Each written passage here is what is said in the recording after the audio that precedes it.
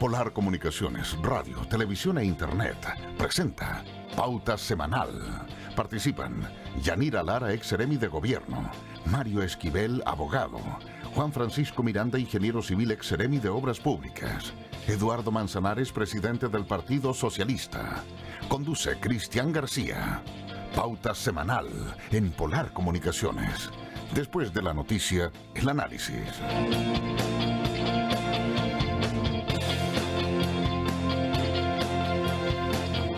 Muy buenas tardes, queridos auditores y televidentes, a nuestro programa Pauta Semanal, en una semana muy noticiosa a nivel nacional y regional.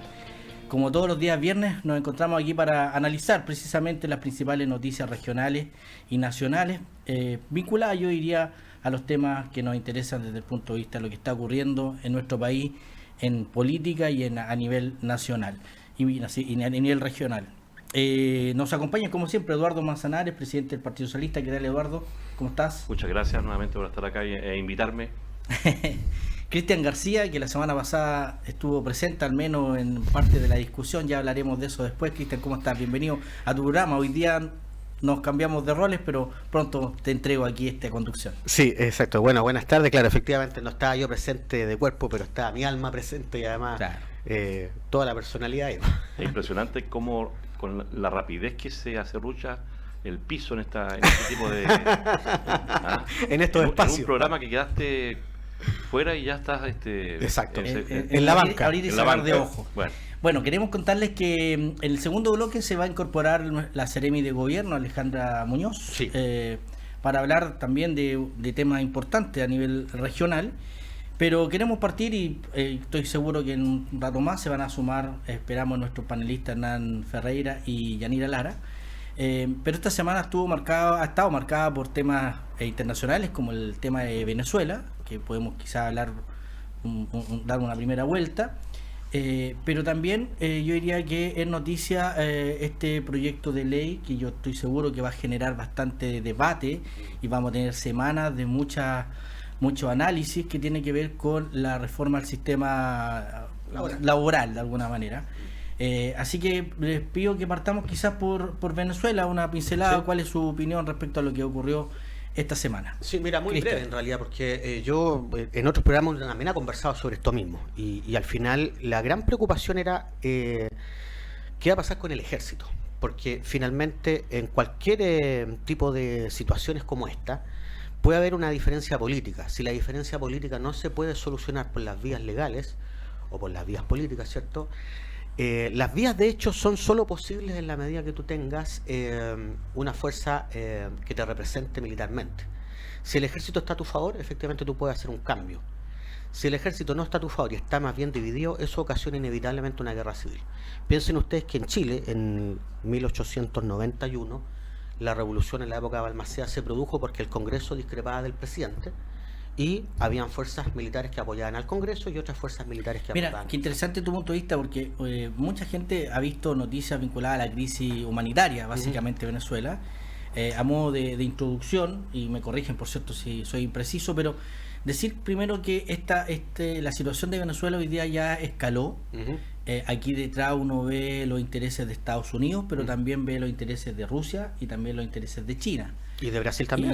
Y de Brasil, pero en términos de las potencias, sí. Y aquí hemos estado ya varios meses y quizá años en esta guerra comercial entre China y Estados Unidos, que tiene que ver con la hegemonía a futuro en términos económicos.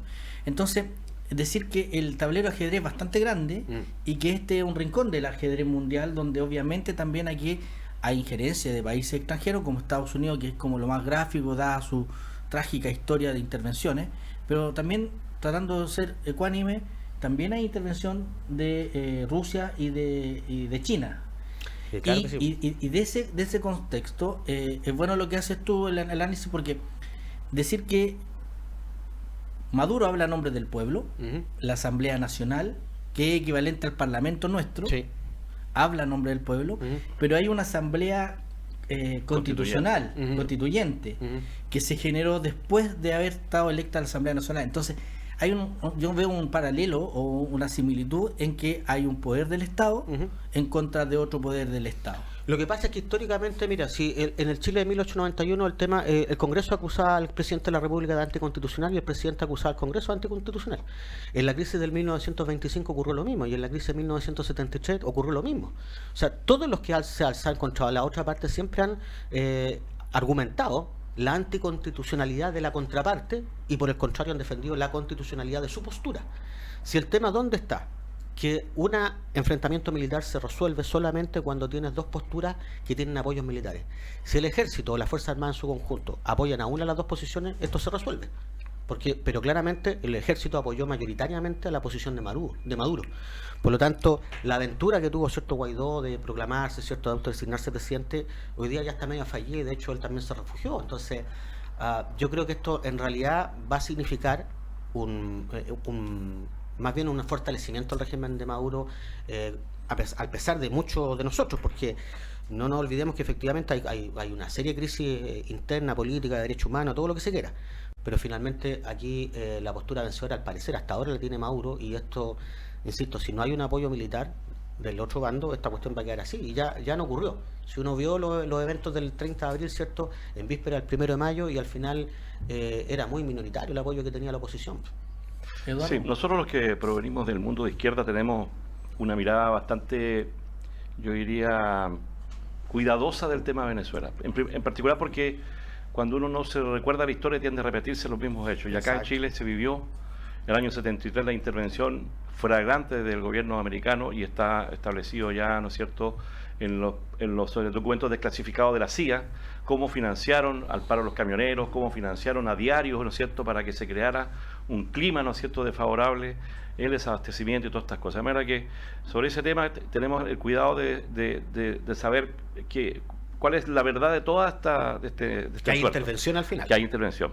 Lo segundo que quiero decir es que efectivamente, y por eso que tenemos que ser cuidadosos, existe un conjunto de ciudadanos venezolanos que están en Chile, numerosos, y en el caso de Magallanes es una colonia importante, que a lo mejor se podrían sentir de alguna forma pasados a llevar en su mirada que tienen ellos del conflicto, porque finalmente ellos son exiliados de carácter económico. Y se fueron por el régimen de Maduro. Que fueron la mayoría los que nos fuimos, los que se fueron. Yo tengo familiares en ese caso de Chile. Algunos se fueron exiliados forzosos y otros se fueron porque tuvieron que ir, porque acá no tenían alternativa. Pero dicho todo eso, en Venezuela existe una crisis, evidentemente humanitaria, existe una crisis, pero que tal vez no es la crisis que nos muestra obviamente este cerco mediático que nos tiene Estados Unidos, donde se muestra una sola cara de la medalla. De hecho, cuando se vio lo de Guaidó, ¿no es cierto?, y de López el día antes de ayer, la verdad es que la única noticia que llegaban era de ese lado, y sin embargo yo por lo menos tuve la oportunidad de ver el concurso que tuvo la gente que apoyó a Maduro, y que fue una multitudinaria manifestación en apoyo al gobierno de Maduro. Entonces, habiendo una crisis, efectivamente hay una enorme también de cantidad de gente que apoya el régimen, ¿no es cierto?, chavista. Y por lo tanto lo que uno puede sacar de cuenta de esto es que existe una sociedad que está fracturada. Y la única salida que nosotros vemos, los socialistas al menos, es que tiene que ser una salida política, una salida dentro del contexto constitucional, negociada. No existe una alternativa. Obviamente rechazamos la posibilidad de una intervención, que es lo que está preconizando Estados Unidos cada vez con más fuerza. Rechazamos inclusive la instalación de un, entre comillas, presidente designado. ¿Así se llama? Creo que tiene otro nombre. Encargado. Ah. Es una cuestión Pero que no ocurrió nunca en el mundo. Pero es el nombre de ellos, de su constitución, que lo establecen. Yo leí bien eso, y disculpa que te interrumpa, pero es muy interesante tu punto, porque en la semana yo alcancé a ver una entrevista a Ignacio Bo, que era el presidente de la ADC y que fue canciller. También la vi, sí. Donde trataba de hacer una similitud de lo que ocurrió aquí en los 80 con Pinochet, Claro. donde hubo dos tesis. Una era precisamente la salida democrática, y había una tesis que era más de combatir de confrontación. De confrontación, sí, esa es la salida insurreccional. Y en ese sentido, este ejercicio de Guaidó, en vez de contribuir a una salida política, lo que está haciendo es precisamente la vía más La vía violenta, militar, la vía militar, la vía de, claro. Y eso, lamentablemente, quien sufre eso es el pueblo, se habla del pueblo. Pero yo concuerdo con Cristian que Guaidó quedó profundamente dañado en este momento, su convocatoria no tuvo éxito. Bueno, los medios siguen apoyando su tesis, lo siguen entrevistando, pero francamente yo creo que esa es una salida que ya Porque está bastante... en eso Él se jugó su última carta. Él se jugó su En última eso carta. Walker planteaba que la comunidad internacional, si no es cierto, reconoció mayoritariamente a Juan Guaidó como encargado, presidente encargado, pero no es lo mismo que avalar la incitación a la violencia, Claro. o a la rebelión, Un mediante motín. un motín. Lo O sea, que deberíamos hacer los chilenos en realidad es llamar a la calma, al diálogo, pero diálogo de verdad, no el diálogo de mentira. Acá hay una crisis que hay que resolver. Hay gente que está pasando necesidades médicas, necesidades alimenticias, más de 3,5 millones de gente que está autoexiliados, afuera. de alguna Exactamente. manera. Entonces hay una crisis evidente, independiente que quien tenga toda la responsabilidad. Una responsabilidad por parte del gobierno, ¿no es cierto?, de Maduro, una responsabilidad de Estados Unidos, ¿no es cierto?, que ha intentado por todos los lados, ¿no es cierto?, colocarle dificultades, le ha hecho retención de dineros que son importantes para ese país, que no lo pueden ocupar, y evidentemente que ha hecho lo que ha hecho en todas las oportunidades en que quiere intervenir cuando siente amagado su mirada estratégica que tiene en Venezuela. El petróleo lo hizo en Siria, lo hizo en Irak, lo Pero hizo en ¿sabes todas lo que a mí partes. me pasa con la situación de Estados Unidos? Que por cierto, soy crítico a su intervención, tampoco me gusta la intervención. Pero a ratos siento que son tres potencias, tres acreedores de un deudor, en este caso del país, que están por cómo, frente a una situación de quiebra, cómo se reparten, porque en realidad hay una deuda importante de Rusia. Pero yo no creo que sea el problema de la plata, que hay un tema estratégico. Bueno, Esta es la guerra fría del siglo XXI, Exactamente, nuevamente. exactamente. Donde hay un segundo actor que antes no estaba, Claro, que es China. En realidad entre tres ahora. Ahora entre Porque tres, era claro. entre tres, justamente, porque ya en el hermano menor se creció. Ya no es Claro, menor. exactamente. Claro. Pero detrás, si uno puede hacer un paralelo, en la Guerra Fría había un tema ideológico en términos Sí, de sociedad, sí. hoy día es comercial. Yo no A eso sé- me refiero, que sí, sí. Es geopolítico en realidad, es- porque es de área de influencia, de espacio de Claro. influencia, de espacio de influencia. Si antes efectivamente era una cuestión más bien doctrinaria sobre qué régimen Claro. político se iba a implementar, hoy día más bien es un área de influencia que tiene que ver con lo económico, que tiene que ver con la seguridad nacional, que tiene que ver Exactamente. con más factores, Claro. con el acceso a recursos Y naturales. Venezuela tiene la mala suerte de ser un país muy rico. y Es está, que todos los está países cerca de que- Estados Unidos en comparación Al de la lado, órbita al lado. tradicional del mapa del mundo del siglo pasado. Ujú. Al lado. Entonces, aspiramos, ¿no?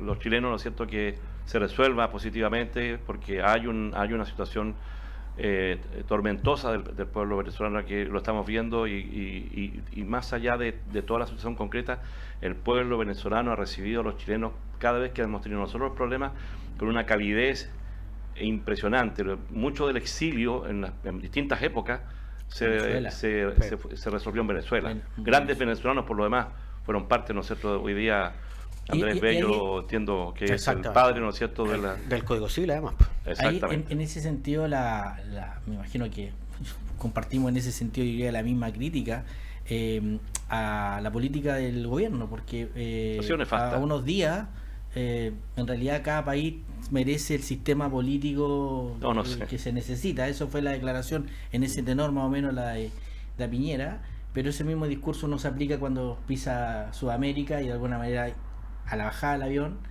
sale apoyando a Guaidó.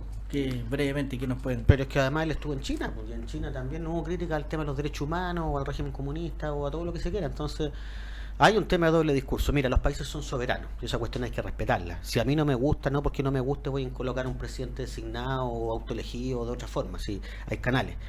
Pero evidentemente que el Estado en Venezuela efectivamente no está funcionando. Uno no podría decir que el régimen de Maduro es exitoso, todo No. lo contrario, porque por algo hay desplazados, ¿cierto? Por algo hay gente que se ha ido, por algo se ven los supermercados desabastecidos y una serie de cosas, hay cortes de luz. Pero eso no tiene que ver solamente con un tema de la gestión de una persona. Eso se resuelve con una integración mucho mayor, con ver un problema mucho más complejo. La ayuda internacional, por supuesto, el despolitizar también algunas posiciones de las potencias, ¿cierto? De alejar un poco las manos de las potencias de este conflicto. Pero no es solamente la acción de una persona la que va a solucionar esto. ¿Sí? No es porque Guaidó esté, esto se va a arreglar, o no es porque Maduro permanezca que esto se va a arreglar. Sí, Hay- pero Y la oposición venezolana ha demostrado en el tiempo que no da garantías tampoco de no es muy gobernabilidad. tolerante, no es muy tolerante. No tolerante. Y la historia que conocen los venezolanos precisamente de la oposición no es precisamente la mejor. Pero esta suerte de doble discurso del presidente Piñera en términos internacionales, yo creo que de alguna manera rompe con la tradición, que es lo que han planteado muchos cancilleres, que la política estatal, la política del Estado, la política exterior del Estado de Chile, tuvo un papel destacado, Sí, y claro. hoy día pasa a ser Interventora. Esto es una posición Piñera, interventora. claro, interventora. Piñera, de alguna forma, estuvo apoyando la posibilidad de una intervención directa, ¿no es cierto? Y a última hora, gracias a las gestiones de México, de Uruguay, se fueron a una línea un poquito más, yo diría, democrática, que es la del diálogo, la de empujar hacia la negociación, que es lo que siempre ha resuelto de forma pacífica los conflictos internacionales. bueno, pero sin lugar a dudas lo de Venezuela tiene para un buen rato, yo diría. Vamos a tener Desgraciadamente otro va a ser momento, un- lamentablemente, buscar una solución. Y claro, uno que le gusta la democracia y lo que no quiere es violencia y no quiere que las personas sufran, lo único que uno puede esperar es tratar de Una salida militar y una salida significaría- política, porque sí. una salida por la fuerza Sería sería- la muerte no de miles, de cientos de miles de venezolanos y de otros en un no, país hermoso. y el alargue de un conflicto quizás por cuánto tiempo, en Así términos de la Así nación es. de Hay 1 Venezuela. millón de milicianos armados en Venezuela. Además. Pero bien, pero también el día de ayer hubo una noticia, volvemos ahora a Chile. El gobierno envía o indica o informa que va a enviar un proyecto de una especie de reforma Proyecto de modernización laboral. que ya empieza a generar discusión, debate, análisis, pero que si uno trata de reducir lo que el pilar, al menos que a mí me quedó de leer los enunciados y los grandes titulares, tiene que ver con un proyecto pensado para mejorar la calidad de vida de las personas y de los trabajadores, y que frente a eso plantea una especie de flexibilidad laboral en términos de horario. En algunos casos, cuando yo escuché esto de que la hora extra podía ser compensada por vacaciones, es un poco lo que algunos trabajadores del sector público tienen esta figura, pero que no todos la tienen. Entonces, también esto de los roles, del 4-3, 4 días se trabaja, otros 3 se descansa, en el fondo viene a generar un debate donde claramente vamos a tener, yo creo que varias semanas de intenso discusión. Pero les quiero preguntar, frente a este anuncio, porque en realidad está la información de a poco empieza Sí. a salir, pero lo que sí me llama la atención desde el punto de vista político es que se anuncia esto y todavía no se envía la reforma provisional, o todavía no se inicia la discusión. Claro. Entonces es inevitable, creo yo, separar, a lo menos en la discusión, la reforma previsional con esta otra, porque están vinculadas de alguna manera, ¿no? Sí, están vinculadas, pero abordan tópicos distintos. Mira, yo no he leído el proyecto porque efectivamente solo se hizo el anuncio, no está todavía publicado, no es posible descargarlo en la página web de la Cámara de Diputados. Se anuncian 3 pilares, pero efectivamente tuviste en el clavo con uno fundamental, que es la adecuación, ¿cierto?, o flexibilización de la jornada laboral, un poco para armonizar el rol familiar con el rol del trabajo. Pero lo que hay que dejar en claro, lo primero, es que constantemente Piñera utiliza la palabra modernización en lugar de la palabra reforma, ¿ya? Y modernización, no sé si esto sería tan moderno o no, porque una de las cosas que no hace, por ejemplo, es bajar la jornada laboral. La jornada laboral sigue estando en la misma cantidad de horas. 180 horas al mes, 45 semanal. Claro. Ahora, lo que sí, yo creo que este proyecto sincera una realidad que hoy día ya existe. Y es que en muchos trabajos, efectivamente, la jornada laboral se ha ido distribuyendo en 5 días, pero el quinto día, que habitualmente el viernes, tiene una cantidad de horas menor. Porque está, en el fondo la gente trabaja mediodía el viernes o sale a las 4 de la tarde el día viernes. En algunos bancos esto ya ocurre, en el sector público en general ocurre. Algunas empresas también lo hacen, pero va a depender también del tipo de organización, del tipo de empresa, porque evidentemente alguien que atienda público, esto no es impensado. Claro. Un supermercado también es impensado. Pero toda la gente que trabaja en el back office, por decirlo así, en la oficina, ¿cierto? Y que no tiene la atención cara a cara con el público, evidentemente que todos estos trabajos administrativos es factible hacerlo. Pero insisto, es algo que ya ocurre, que viene ocurriendo desde hace mucho tiempo atrás. Pero lo medular es que este proyecto de armonización no reduce la jornada laboral. ¿Ah? Vamos a trabajar la misma cantidad de horas distribuida de otra manera.